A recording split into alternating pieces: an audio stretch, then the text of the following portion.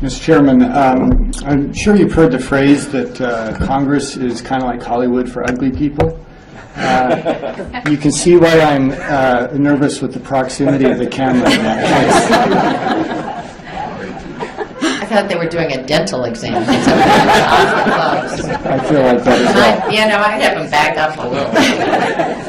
Madam Secretary, thanks for being here this morning. I have some questions. I'd like to go quickly if I could.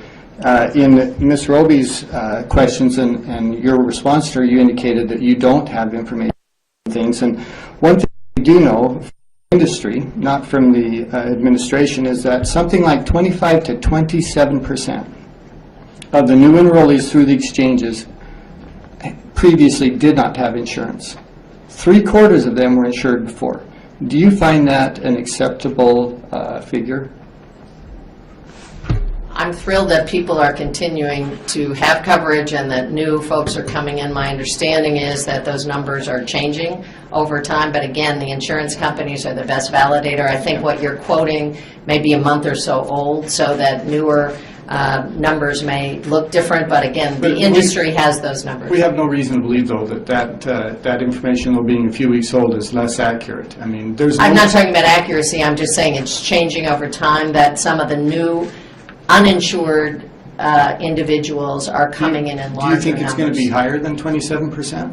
I think that's very likely. Okay. Do you have a figure how much higher? I really don't, sir. What we know is that a lot of people who have never had coverage before are taking a lot longer to find out about the plan, to learn about insurance, to learn about their options. We don't know, though. It may be less than that figure, right? It may be that we end up with less than I just said I don't know. It seems to me this has been a terribly disruptive and a very infringing program to leave what we know is going to be 30 million Americans without health insurance 10 years from now. It seems to me it's kind of like having a sliver under your nail and you cut off your finger to alleviate that. This has been such a disruptive and such a painful process, which will still leave tens of millions of Americans uninsured. Well, and that the majority of them who had insurance, who are enrolling, had insurance previously. Congressman, the individual market, which is what the new marketplace is looking at, as well as people who didn't have insurance coverage, was about 5% of insured Americans, 5%.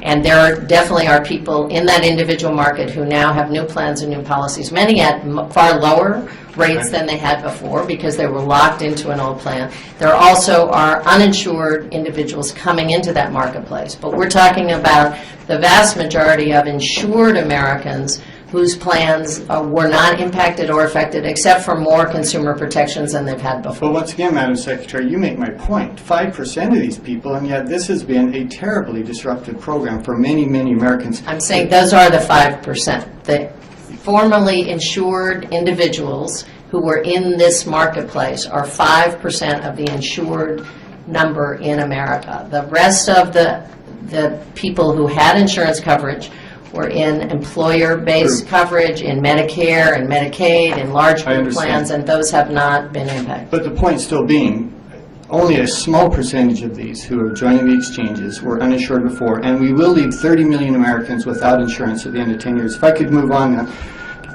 would you agree, and it seems like it's not just the foundation, it is the very foundation of this law is the individual mandate, and that without that mandate, the entire bill will fail. And yet, well, and let me elaborate on that a little bit. That helps explain why the President has consistently said that he would veto even a bipartisan bill that delayed the mandate for any reason or in any way. And yet, in the last few weeks, the administration has essentially done that. They've delayed requirements that millions of Americans purchase health insurance or pay a penalty. They've essentially waived the individual mandate for the last few years. And it seems to me this would be something that the American people would need to know. And I would ask you, when you made that decision, did you hold any press conferences to announce those new that delay?